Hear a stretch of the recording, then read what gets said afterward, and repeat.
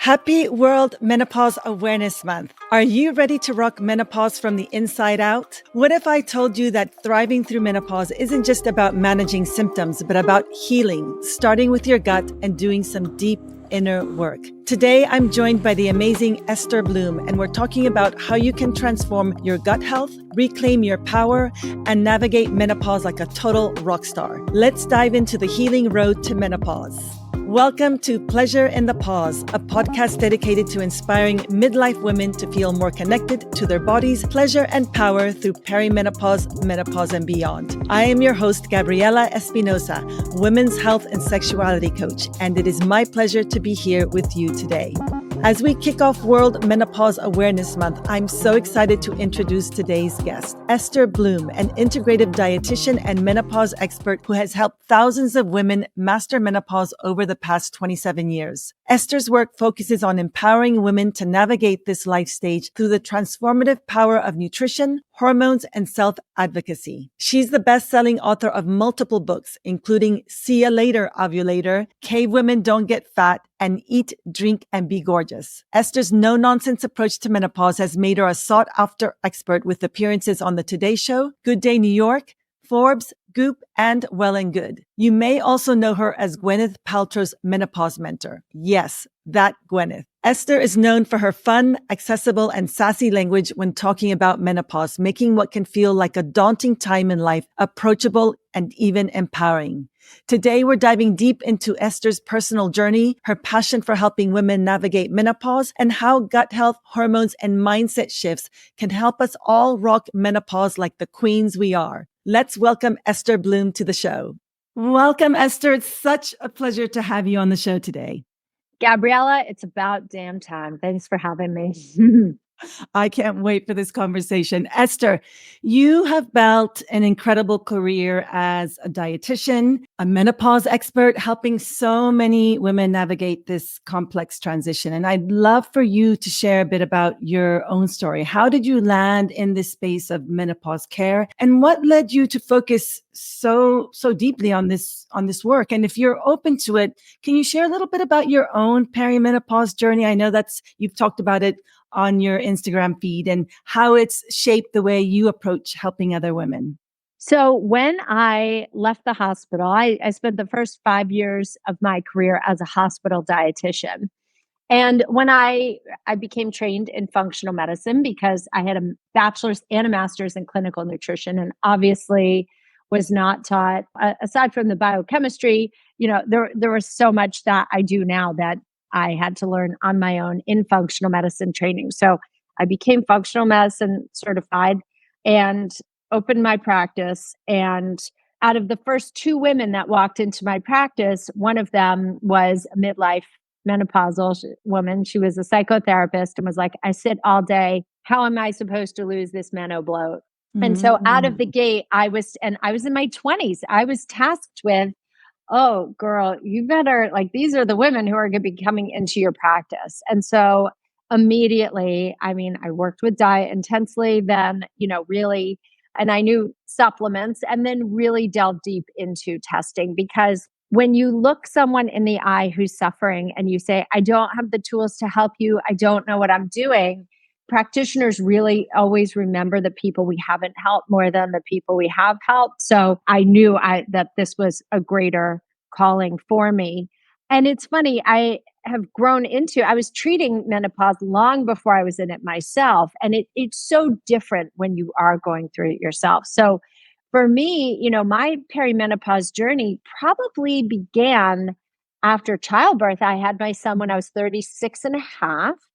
And I nursed him for a year and then went through hot flashes and pelvic floor dysfunction and really lost my sleep and had severe anxiety. I also had Lyme and mold. I had Epstein-Barr. So I went through a lot of different things. And I remember my functional medicine doctor at the time sending me to a cardiologist for a cardiology workup because I said, my heart is pounding all night. What is happening? So she sent me to a cardiology workup, and no one put me on progesterone. No one put me on estrogen. No one said, hey, it's okay to use vaginal estrogen even after childbirth if you're having dryness and pelvic floor dysfunction. So as usual, I was tasked with becoming my own doctor. And so Mm. now I'm 54. I'm on a full hormone cocktail. We just ramped up my testosterone and my estrogen patch, and I take compounded sustained release progesterone, and I use vaginal estrogen with testosterone. And orally, I take DHEA and pregnenolone. And even now, so I that held me beautifully for a long time with energy, with sleep. As of about a month ago, my sleep has completely tanked.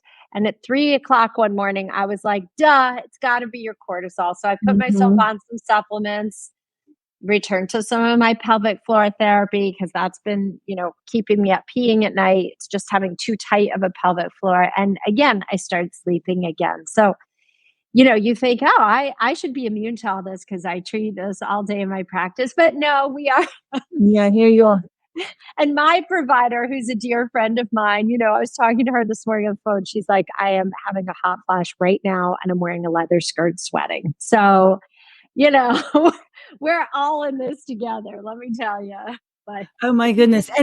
And when you were experiencing those first symptoms, the hot flush, I mean, you had no idea that it was perimenopause. it didn't occur to me because I was 36 and a half. I had Yeah. just stopped nursing. So it gets folded under the vein of you just postpartum. You don't think perimenopause. Yeah. But No, we now see now, Mhm. of course, now that I've, been treating this for so decades, now I'm like, oh, of course you were, girl. Of course you Yeah. were. Yeah, and I learned after the fact, I had a similar story to you where I had 3 kids straight in a row, went straight into the perimenopause symptoms, had no idea that postpartum state, if you're breastfeeding, if your hormones are trying to adjust to the postpartum period, and if you're not nourishing yourself properly, like most of us aren't because we're nourishing our babies, we're in that perimenopausal state. Our hormones move into that perimenopausal state. And I wish I knew then what I know now. And thankfully, we have women like you, podcasts like this that are and informing and educating and empowering women. So you are still perimenopausal, is that correct? I am. I am very late perimenopausal. I still do get cycles. They are not regular. Mhm. They are not heavy. They are light. The color is dark brown. It's no longer bright red. Ladies, I'm going to tell you another freaky fact. If you bust out a mirror and look inside your undercarriage, you will also see that the vaginal tissues go from pink to dark gray. So you look like a weirdo elephant down there, but of course it's not weird. You have gray pubic hairs, surprise. There's just all your body, your smells change. You can have more body odor. You can have, aches and pains and brain fog. But all of this, I mean, there really is a light at the end of the vaginal tunnel. And let me tell you, when my periods stop, I'm going to fill that menstrual cup with confetti like a piñata, and I'm having a huge party because Oh, please invite me. Please invite me, oh Esther. my God. I still do get really bad cramps. I have like cysts Mhm. that love to rupture. That part, I'm Mm. just like, I have had cramps for over 40 years. I am Mm. done.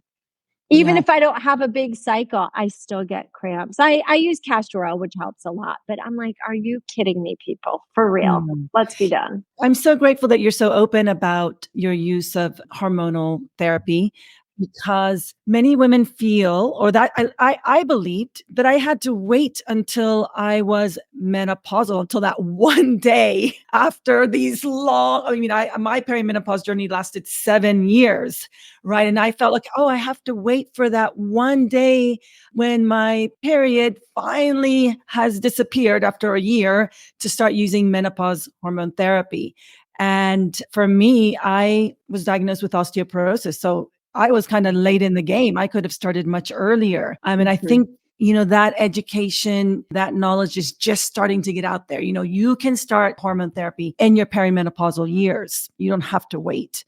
Yes, and you actually should, because what no one is telling you is that osteoporosis risk is greatest And bone loss risk is greatest in the last 2 years before menopause. So in your final years of perimenopause is actually when it starts. It doesn't start in menopause. And I remember being a dietitian, like even in grad school, and they're like, oh, you become osteoporotic in menopause. It's like, no, you don't. It doesn't just happen overnight, but it does happen relatively quickly. And yes, diet, lifestyle, strength training, diet, having a really healthy gut with adequate amounts of stomach acid, that's all important, but nothing plays a greater role than estrogen in preventing bone loss. So Mm. we don't need to be afraid of hormones. We're afraid of hormones that, we're put on birth control pills for upwards of 30 years, which have 5 times the amount of hormone concentrations as bioidentical hormones, which are micro doses. Micro doses. Men have more testosterone in midlife than women. Okay. So microdoses. And all of a sudden, we're told that hormones that have been in our bodies our entire lives are all of a sudden going to cause us cancer, Mm. which is absolutely not true. There is not one study to show that bioidentical hormones cause cancer, not one. Yeah, no, we have addressed the infamous WHI study here on the podcast, the Women's Health Initiative study, which took hundreds of thousands of women off of hormones. And we're now seeing, the outcome of that. I would love to have you back and talk about hormones, but there's so many other things that I want Yeah, to talk sure. about today. I have your book here, which I love. See you later, ovulator. You use really sassy, funny, and accessible language to educate about menopause, which I love. I've had doctors on the show before, and I love speaking to doctors. But sometimes, the clinical or medical speak can add to the confusion at this stage, right? But you say it like it is, what we're all feeling down inside. And so the book has a lot of your unique Esther Blum speak. The first chapter is about how to menopause like a rock star. And I know menopausing like a rock star is based on your pillars of menopausal health. So could you just give us a brief overview of what those pillars are? How do we get started on menopausing like a rock star? I like a rock star. I mean, we need to rebrand the vibe around menopause. It's not all gloom and doom. There is a light at the end of the vaginal tunnel for all of this, which is really being the best you as possible. So there are lots of pillars. As much as hormones are my love language, if you don't do all the other things alongside hormones, you can never out hormone your lifestyle or your diet, just as you can't out supplement hormones, diet, lifestyle habits. So, number one pillar, sleep. These are the big rocks. Sleep is really critical to optimize. A lot of us are, myself included. Listen, I could be on my smartphone 24/7 if I want to. I get, real dopamine hit from it.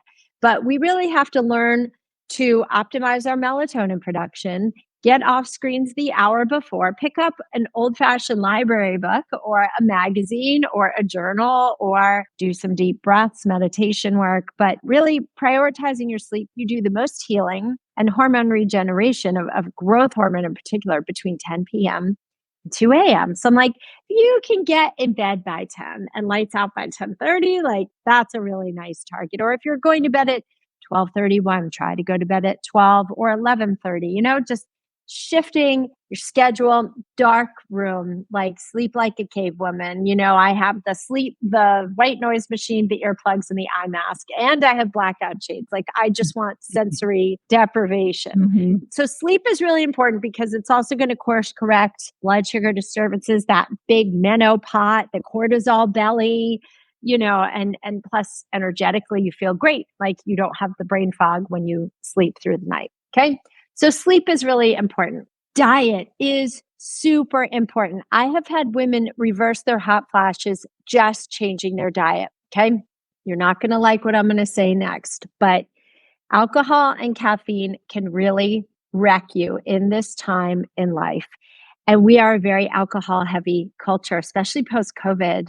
The drinking rates have skyrocketed, especially in women. So, but you really want to think about maybe switching to some adaptogenic herbs, some nice ashwagandha, calming herbs in your water instead, like tinctures, or brewing and icing some sleepy time tea. If you brew 3 bags of sleepy time tea, it's like a natural Xanax, just takes the edge Mm. off. There are like CBD infused drinks if that's your thing. But really giving alcohol the heave ho, figuring out stress management, really watching coffee if that's screwing with your sleep. I see that happen again and again. And then diet wise, optimizing your protein and fiber are key. So, protein is going to give you the building blocks you need for building muscle. Number one. Number two, it's going to regulate your blood sugar, your energy levels. If you have 4 to 6 ounces of protein at breakfast, you raise and sustain your serotonin.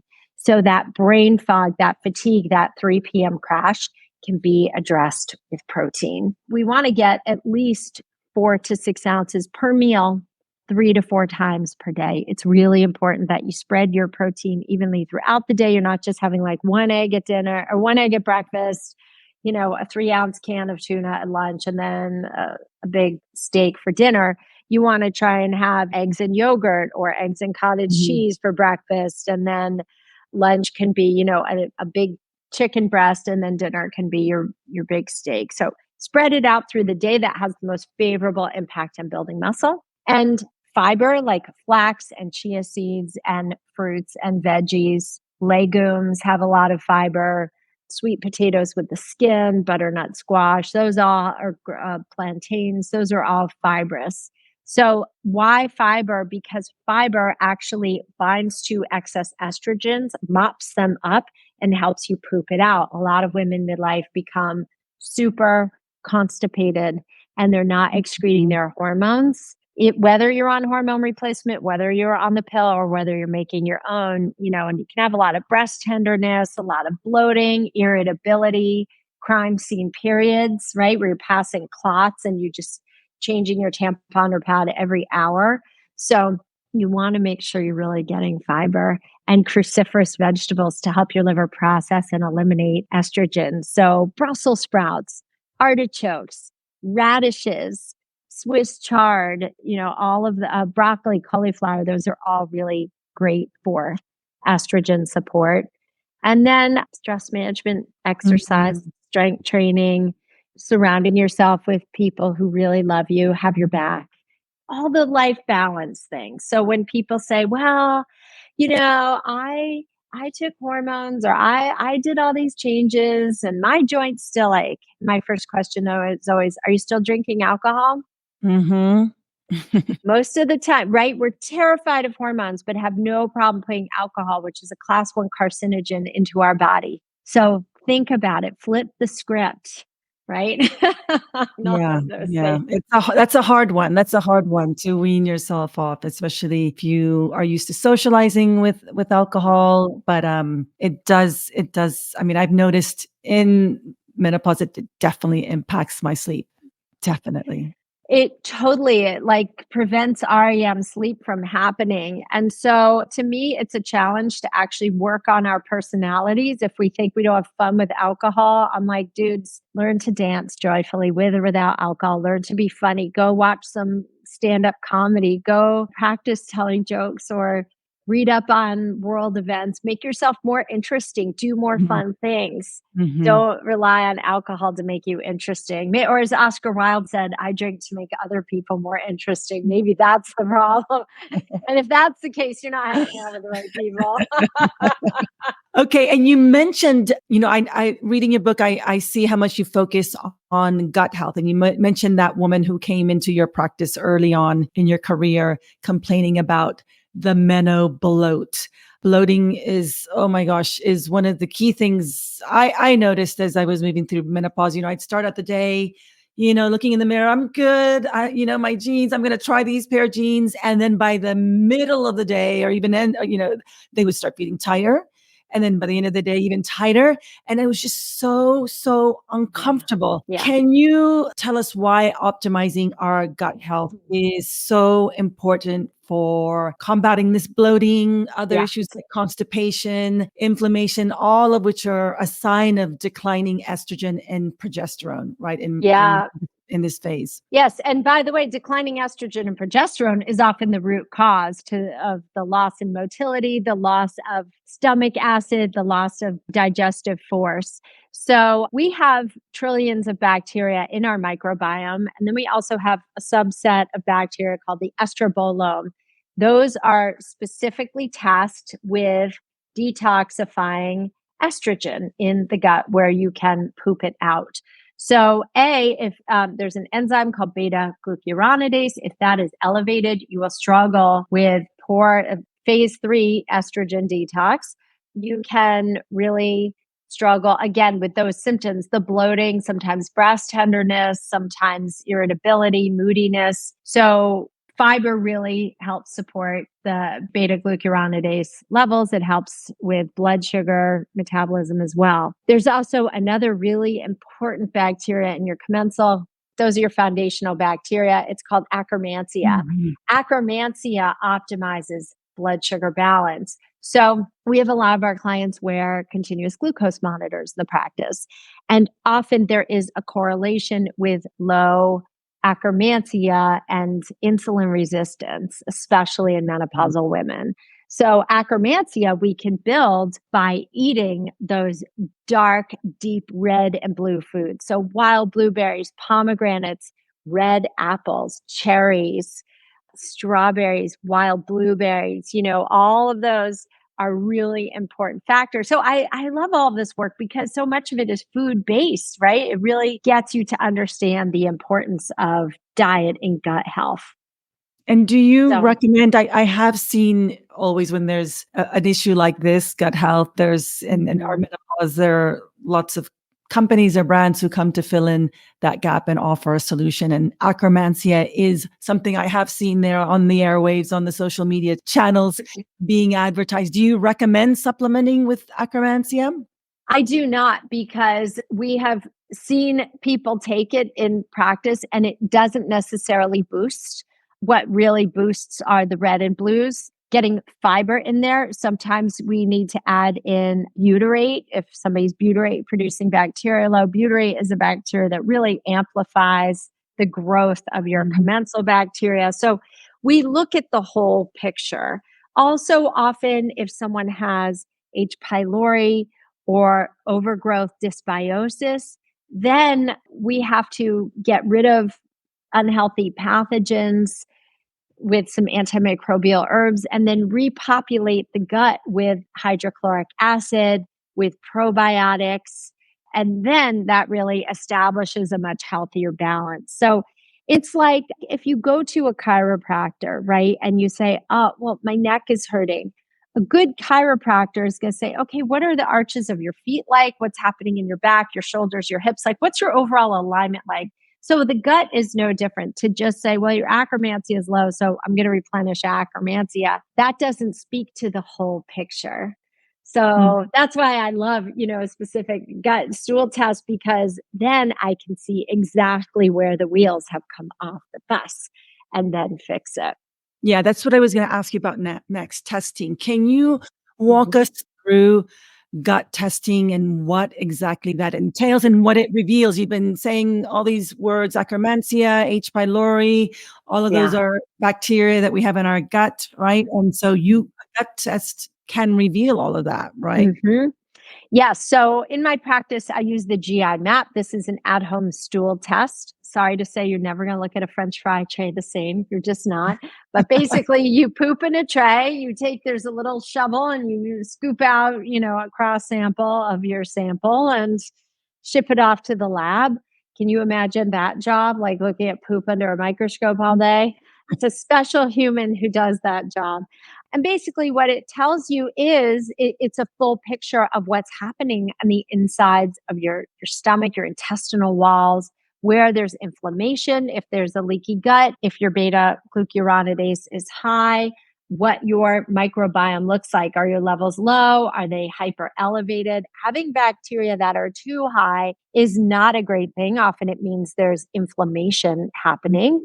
And there's a lot of mucus production happening in order to protect and try and heal your gut walls. And there's also things irritating it.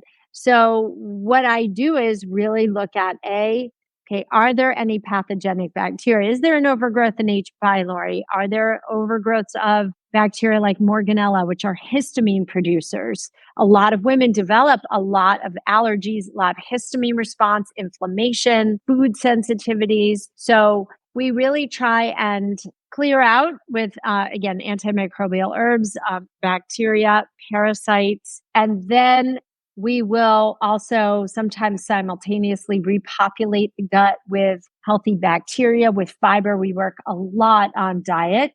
If someone has a leaky gut and high anti-gliadin markers, and they're really showing sensitivity to gluten, we will eliminate gluten. At times, we'll eliminate dairy. People usually know when they're sensitive to dairy. So we will eliminate for a time and then reestablish healthy microbiome, reestablish healthy amounts of good bacteria and hydrochloric acid. And then usually people can stop taking the, initial amount of supplements they need to right the ship. But it does take, the longer you've had an issue, the longer it takes to heal. So I tell people, don't expect miracles. Like 6 to 12 months is a very typical trajectory. I do have clients, however, that are massive success stories, and we test and treat and then retest. And within 4 months, like, the ship has been righted. So it's very individualized what we do, but it's that really initial gratifying. It's that initial gut test that gives you that overall picture.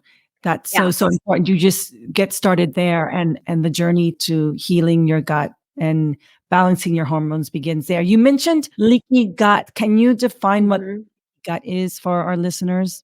Yes. So leaky gut is really when the walls of your small intestine can become semi-permeable. So normally think of railroad tracks, right? Where they have these tight junctions between the rails and the tracks, right? So over time with a leaky gut, a couple of things happen. Number one, those gaps separate and loosen.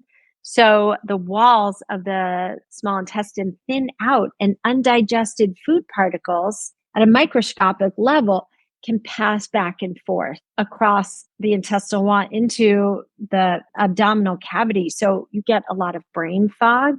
You're like leaky gut, leaky brain, right? So you can have brain fog, you can have fatigue, you can have a lot of bloating, you can have low energy, you can have gas, constipation. So all of those things happen.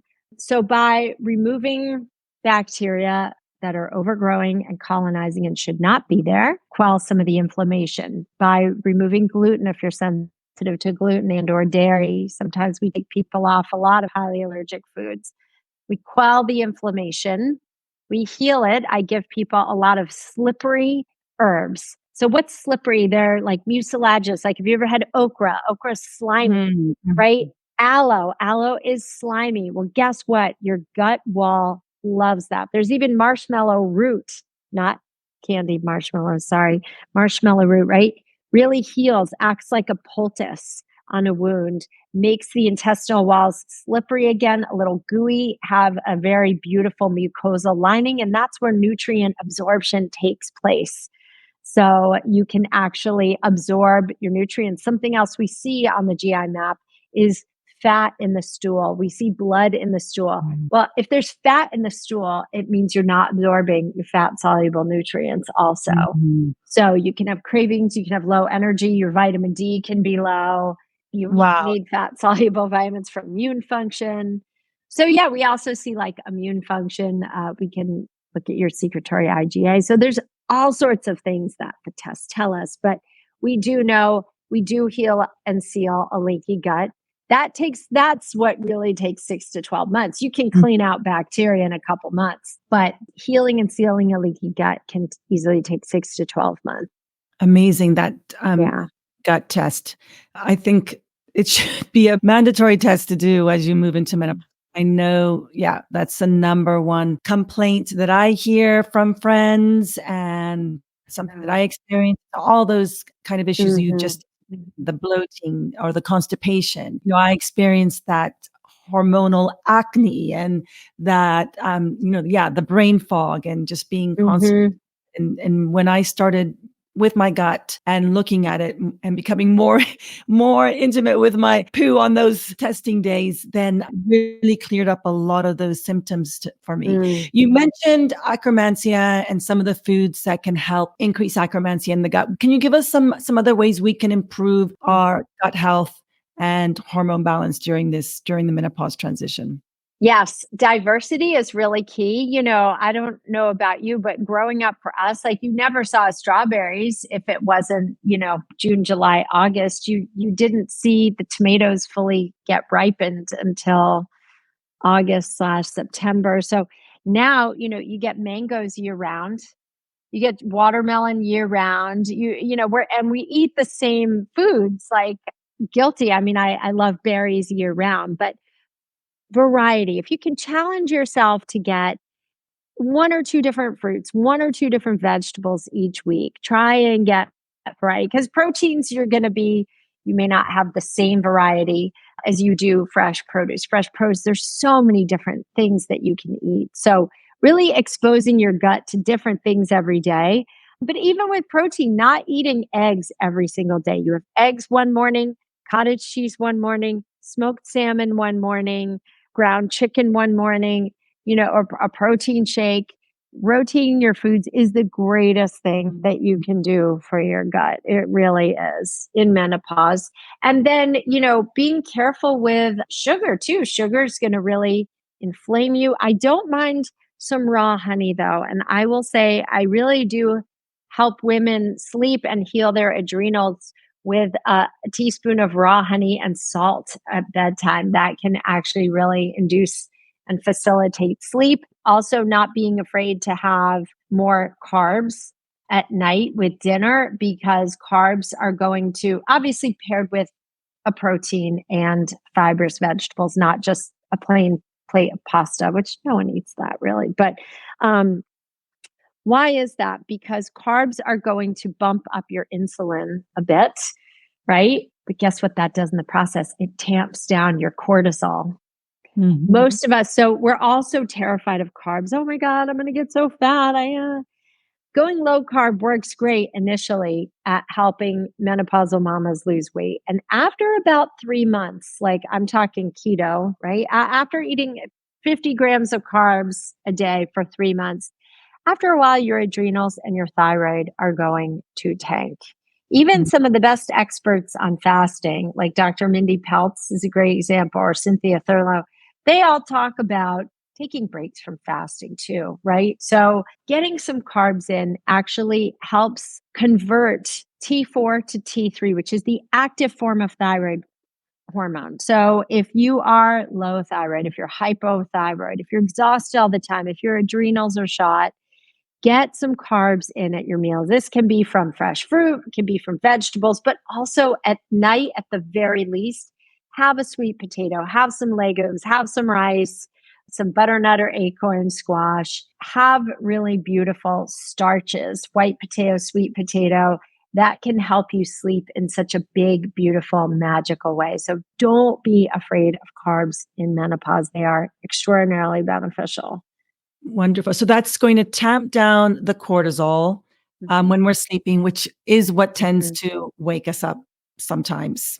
Yes, and dysregulate our blood sugar. I mean, it only takes 2 weeks of not sleeping for you to really get dysregulated insulin and have blood sugars all over the place. That's why we crave so much when we don't sleep.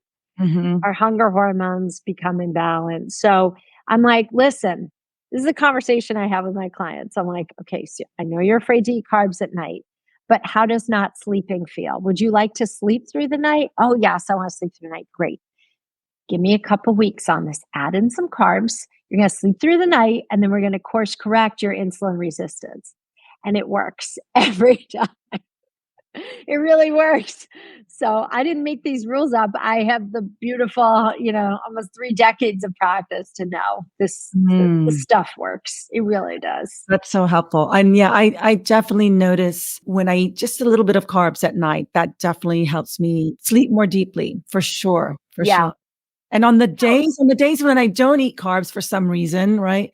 Yeah, I'll wake up in the middle of the night You and I'll wake think, up.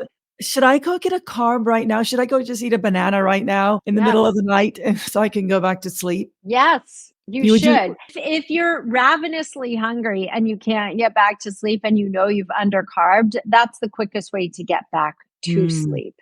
But the other thing is this, Gabriella, is, women want to, a lot of women want to start strength training at this point in life. If you're not fueling your workouts, if you are hypocaloric, right? Too low calories, too low carbs, you're going to bonk out. You're not going to build that muscle. You're going to feel like garbage through your workouts. Some of the leanest women I know are eating a couple 100 grams of carbs a day.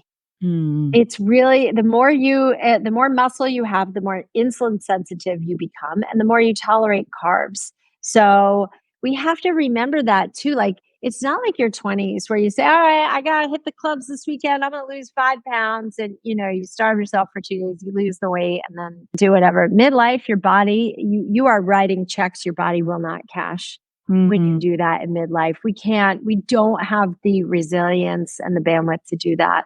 Thank you so much for that 101 on gut health. You also talk about gut feelings, listening to our guts, that intuition when it comes to establishing healthy boundaries. Can you talk to us a little bit more about that? So the word no is a very complete sentence in and of its own.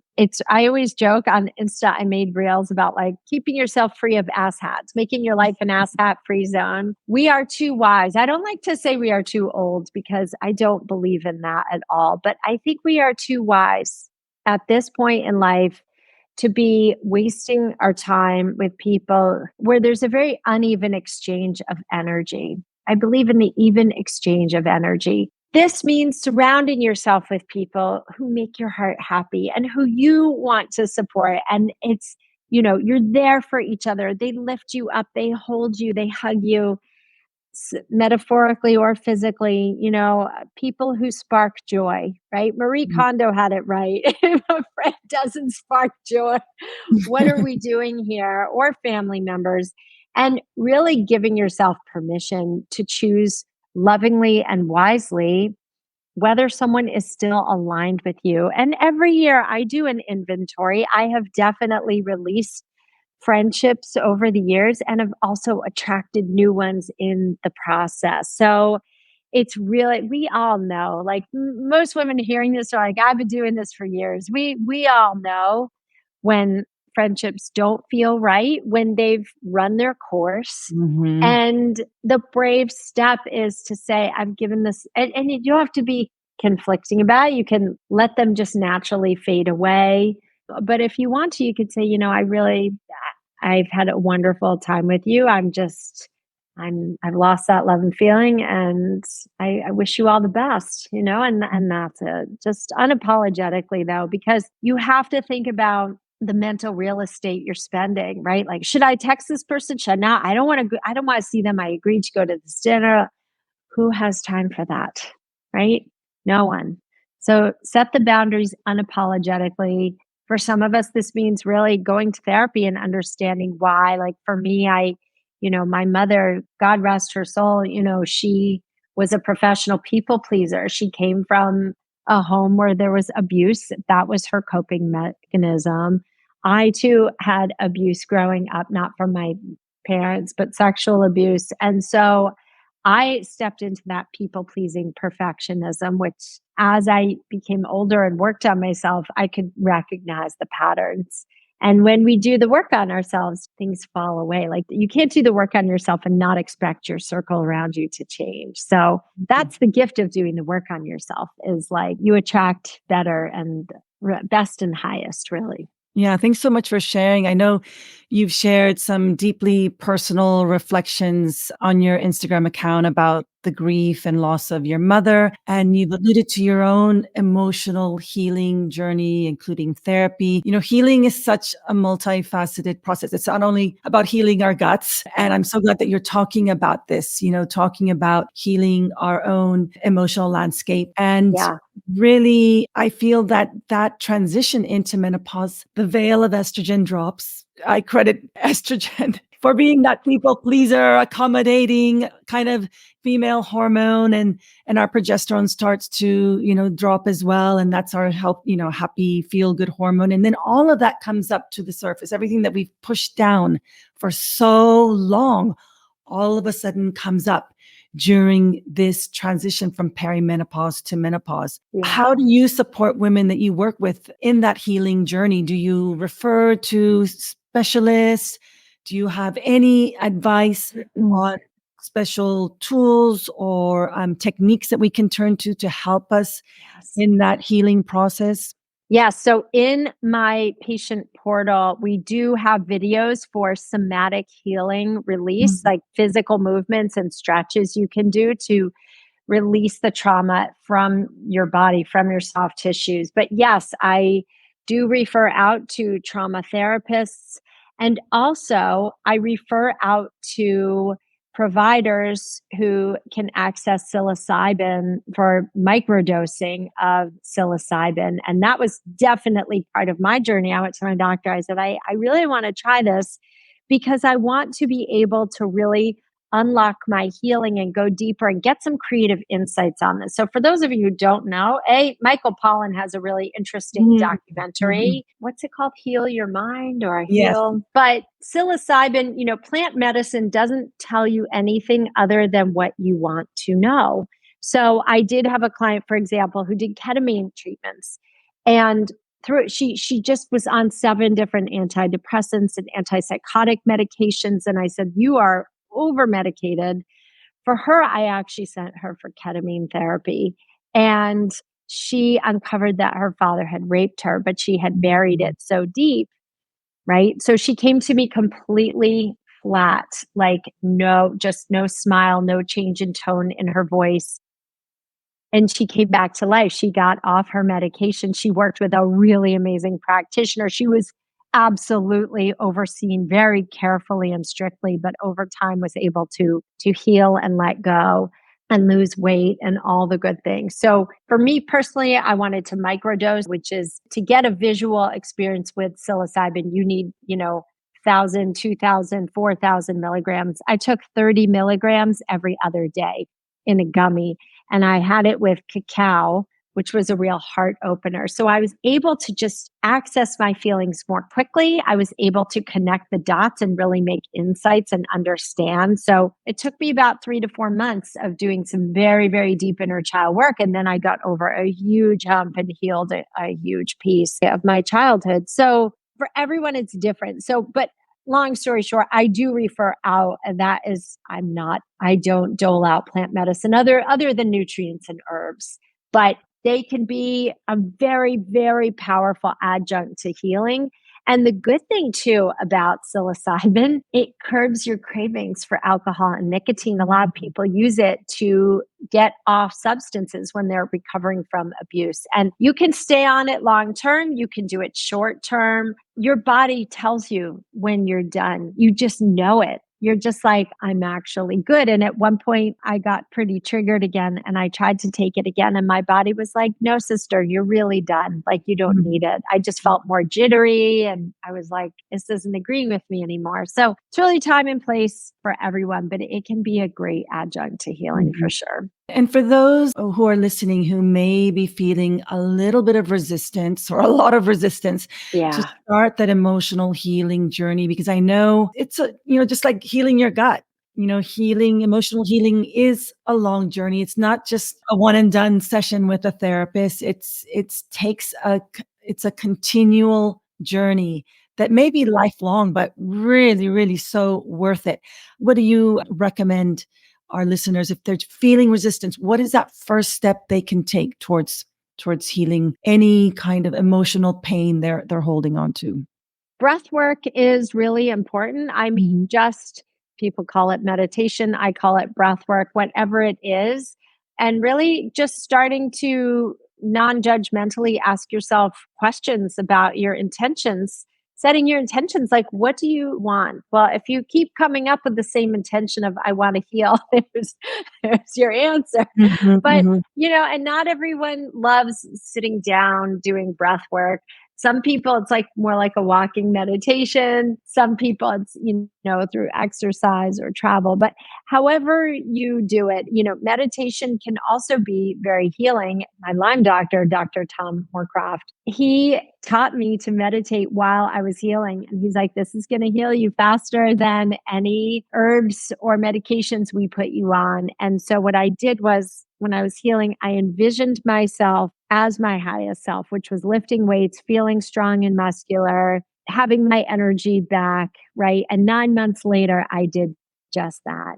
So I think setting your intention of where you want to go is the starting point. Even if you don't have the tools to heal yourself, when you are very clear about what you want, the universe rearranges itself to align you with that. So just remember, like, you're not alone in this. You're not the only one who's been through your circumstances. There are millions of other people who've had what you've had. And, I do believe you get there when it's your time. It's your time when you're ready. You don't have to ever force it. It will come. And sometimes healing other systems in our bodies, like our guts, can sort of clear the way for doing that, I believe. I know that you were inspired to write the book because thousands of women who you've supported in your clinical practice have shared their stories with you about the interactions they've had with doctors, feeling totally dismissed, or just where they are right now in their lives. And you mentioned one of the most common phrases you hear is, I'm not feeling like myself. There was a recent study done aimed to understand the meaning of the phrase not feeling like myself. I think it has an acronym, NFLM, which really, I'm so glad, validates what women have been reporting to doctors, to you, to saying out loud, saying to themselves for so many years. And a lot of the symptoms surrounding NFLM are actually those associated with a lot of emotional and mental feelings, right? Anxiety, low mood, rage, anger, irritability that we've been suppressing. And it just all sort of comes up to the surface, as I mentioned earlier, in this perimenopause state. Can you talk to us just a little bit more about NFLM, not feeling like myself, and how do you see it in your practice? So I jokingly used to call that FLS syndrome, feels like shit. Yeah. I'd be like, oh, you have FLS. So what's that? You feel like shit. So yeah, I mean, those symptoms are a culmination of really massive hormone deficiencies, having potentially teenagers at home, plus aging parents. Plus, we've been putting in decades of work in our career. So we're probably at a pretty high point right now, and just having quite a lot on our plate, and not always giving ourselves permission to say, how can I take some things off my plate and make a to don't list? But if we circle back to the anxiety and the rage and the depression and the lack of libido and all of those things, it's really a deficiency in hormones. There are dramatic mental health effects without even progesterone. Progesterone makes very calming neurotransmitters called GABA, gamma aminobutyric acid. This is nature's chill pill, okay? It keeps estrogen in check, right? So estrogen's like the tiger that wants to come out of the cage. Progesterone's like that soft kitty kitten. It's like, it just wants to love and snuggle you. So absolutely takes the edge off. My son knows he is still allowed under my roof because I take progesterone. I don't. I kid, but not really. But no, but so progesterone helps us sleep also. Progesterone offsets those crime scene periods and clots. Do you know how many women have had ablations or hysterectomies for crime scene periods, and all they needed was bioidentical oral micronized progesterone, which you get at the pharmacy covered under insurance? It's called Prometrium. Mine's $4 a bottle. Okay. So doctors are not educating women. Progesterone is so safe that pregnant women can take it to sustain pregnancies so they don't miscarry, right? It can be taken upwards of 400 milligrams quite safely. Most women just need 1, 200, sometimes 3. It protects the lining of the uterus. And even if you've had a hysterectomy, we have hormone receptors on every single cell in the body. Progesterone optimizes cognition, mood, right? Keeps us calm, helps so many things. So progesterone is really the root for anxiety. Like menopause is not a Xanax deficiency, it's often a progesterone deficiency. Mm. And then you couple that with estrogen also, which can help balance out mood, mental focus, energy throughout the day, sleep, because progesterone helps us fall asleep. Estrogen helps us stay asleep. So all of a sudden, you have women who, many women come into my practice just anxious. They show up at the first appointment really in tears. They're just so desperate for good meno care. And then we correct diet, of course, and then added hormones. And they're like, oh my God, I'm sleeping. Oh my Mm. God, I'm back from the dead. Oh my God, my husband and family are so happy. They're like, Mom, you're like yourself again. So every woman, and it's not complicated. None of this is complicated. So the Mm. good news is medical schools are starting to shift. Some medical schools will give up to a week of menopause education. They are no longer teaching that hormones cause cancer. So that's good. But now we still are navigating through our medical care system. So can I talk a little bit about how to advocate for hormones? Oh, yes, that was going to be my Can we next talk? question to Okay. you because I know you're such a big proponent of self-advocacy in I am. menopause. Because the fact is, if you're taking hormones, if you're in your 40s or 50s, well, guess what? You can live another 40, 50 years easily. And so you want to see what is the most manageable long term. There is a cost to hormones. So do you want compounded versus FDA approved? If you're not sure, start with FDA approved because A, you'll get them covered under insurance. B, your doctor can write a prescription and get them filled at a regular pharmacy. And if your regular pharmacy is too expensive, Mark Cuban has GoodRx, which is a website which gives really cost-effective hormonal care, or I believe it's called Cost Plus Mhm. also. And I do believe you can get prescriptions through the Amazon pharmacy as well, but I still need to do a little more research on that. Okay, so what happens when you go to the doctor's office and you want to talk about hormones? Number one, schedule a separate visit for hormones. The average visit for a regular physician or GYN is 10 minutes. That is the amount of time that insurance will pay for that visit. So if you're in the middle of a pap smear or at the end of your visit or a wellness check, and then you want to talk about hormones, you've got no time. So say to your doctor, I would really like to schedule another visit with you to talk about hormones. Can we do that? Yes. So you go back, you get your next visit for hormones. You sit down, you come in prepared. Hello, Dr. Smith. You know what? I've done a lot of research on hormone replacement. By the way, in the back of my book, I have 100 studies there you can look up. Just sidebar. Okay. So I've done the research on hormones. I feel like they're a great option for me because I am suffering with the following menopause symptoms. So you want to be incredibly specific, right?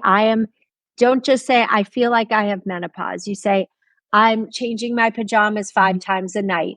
I have so much vaginal dryness that sex is so painful and it's really hurting my marriage. I have a lot of brain fog. I've lost motivation to do anything and I've gained 10 pounds in a year without changing diet or exercise. List your specific struggles and symptoms that you're having that you know are related to perimenopause or menopause. Also, I have a history of osteoporosis in my family. I know that estrogen is critical for bone density, right? Then you can say, I would love to try estrogen, progesterone, and his estrogen you can get in a patch. You just change it twice a week. The estradiol patch, you can get prometrium, which is oral micronized progesterone, and vaginal estrogen.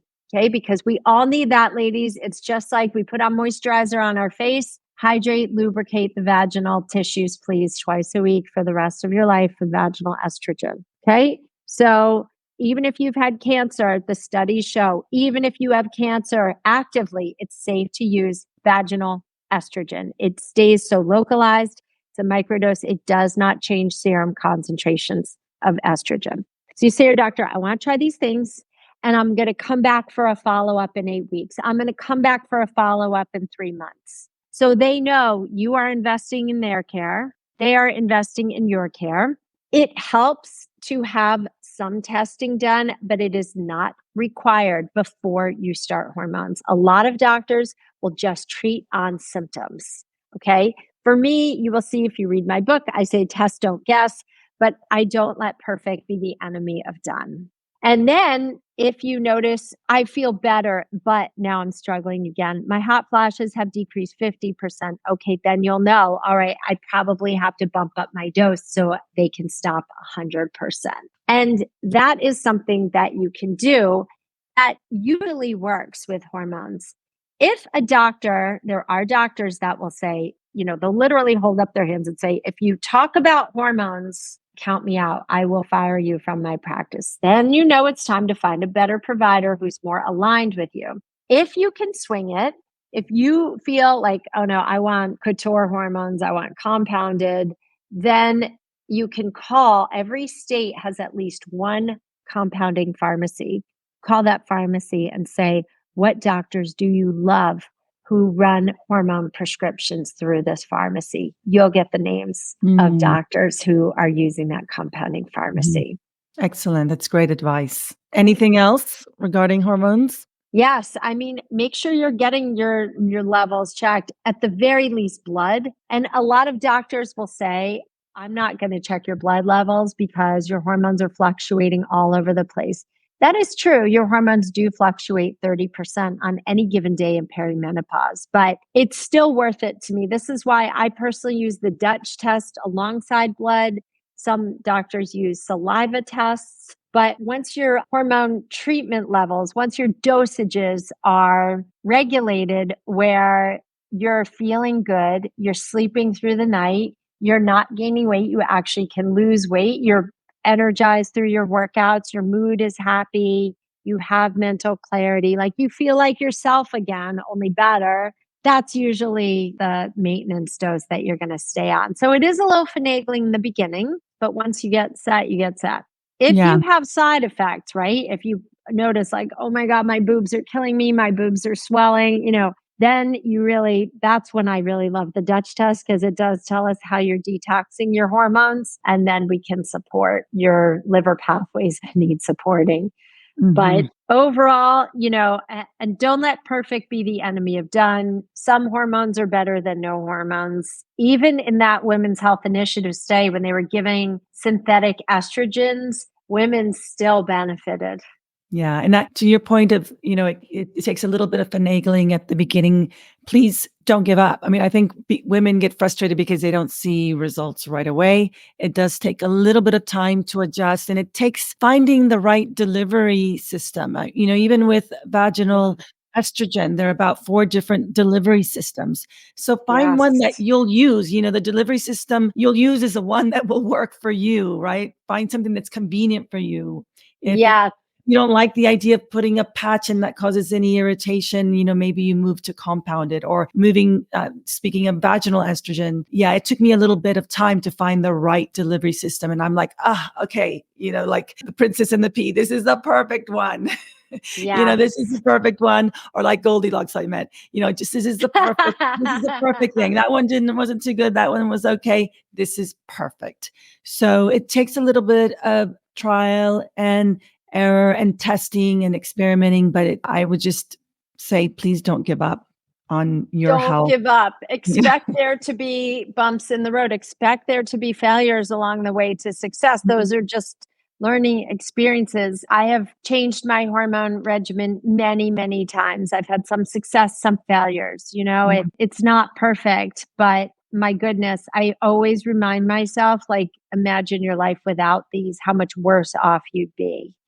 And there always is an answer. There really is. So finally, menopause is often viewed as a time of decline. I know you speak of it as a time of empowerment, and you have this new tagline, which I love: make menopause your bitch. I do. What does that mean to you? Oh my God. If Pink and Led Zeppelin had a love child, that would be the face of my highest vision for menopause. It's absolutely being confident and trusting yourself that your symptoms are not in your head. You are not crazy. You are your own best doctor. You know exactly when and where the wheels came off the bus. You could tell me to the day when you started with that FLS syndrome, or the other one you call it, not feeling like myself, and right? We know our bodies. So are in a practice where a provider is gaslighting you, or family members are gaslighting you, or telling you you have to suck it up and live with this and that's just the way it is, or their providers aren't doing a good job asking about it because they're not comfortable because they don't know what to do with you. Find a new, make menopause your bitch, right? Like make it work for you. Fine. You're not stuck. It's not a suicide pact. You entered with this provider you have. Find a new provider, call local compounding pharmacies, get loud, talk to people you know and trust, and be like, who are you using? Who are you using? How are you putting up with this? What symptoms are you, experiencing? What pajamas do you now wear at night? If you wear any, what's a cooling pad for your bed? Just start talking, asking, researching. There is information out there. It's just not always published. Sometimes we get it through podcasts. Sometimes we get it through articles online. Whatever it takes, you've got this. You know when something's off, and you also know when it's time to take action. And sitting in silence and suffering is a non-negotiable. It can't be. You're in your 50s. You're not dead. Remember that. Or if you're 40s, you're not dead. Your life isn't over. But if you were a diabetic, you would get insulin. If you had hypothyroidism, you would get thyroid hormone or tyrosine or Armour. Hormones are no different. You simply have a decline and a deficiency in hormones that, when replenished, can actually bring you back from the dead, alongside all the other lifestyle features: sleep, watching your alcohol intake, eating well, doing some strength training, taking care of your inner circle. Mm. All of that, a lot of it's common sense. And then, yes, sometimes you need some bioidentical hormones. The other thing I want to mention is this that I forgot: testosterone. Mm. Okay. Testosterone is tricky for a doctor or provider. And by provider, I mean naturopathic physician, nurse practitioner, physician's assistant, anyone with prescription privileges, right? Other than doctors. So testosterone is not FDA approved for women yet. In the state of New York, it's only approved for women with low libido, which is ridiculous.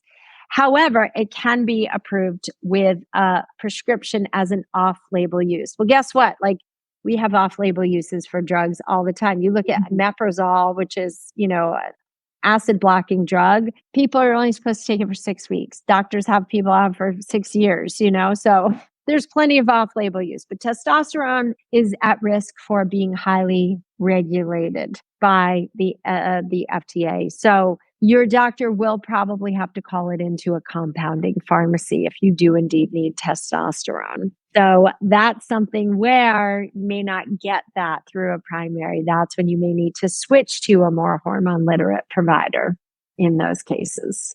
That's great to know. Thank you so much. And thank you for rewriting the script on menopause and really making it a place where we can empower ourselves with knowledge and really step into it, owning that power. I always like to finish with a little dose of pause, and I ask my guests, what does pleasure mean to you? Oh my God. Literal big orgasms or masturbation. Yes, please sign me up.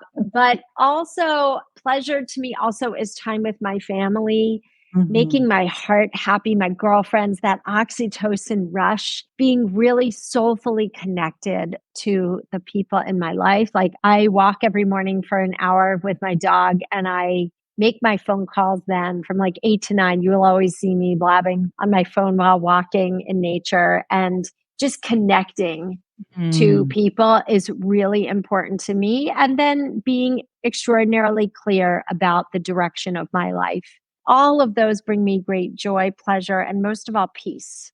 Beautiful. And it's been such a pleasure connecting with you today, Esther. Thank you so much You for too. being on the show, for sharing your expertise, your wisdom. I know our guests are really going to have so many aha moments and key takeaways from this conversation. Thank you so much. Thank you, Gabriella. I hope you enjoyed this episode of Pleasure in the Pause. Want to help me spread more pleasure in the world? Hit the share episode button and send it to a friend or post it on your Instagram stories and tag me, Gabriella Espinosa. And if you really love this podcast, please leave a rating or review, as this helps the show get in front of new listeners. Finally, if you would like to access even more pleasure and stay in touch, sign up for my free Pleasure Upgrade Bundle of powerful mind-body practices by going to pleasureinthepause.com. Remember, your pleasure matters.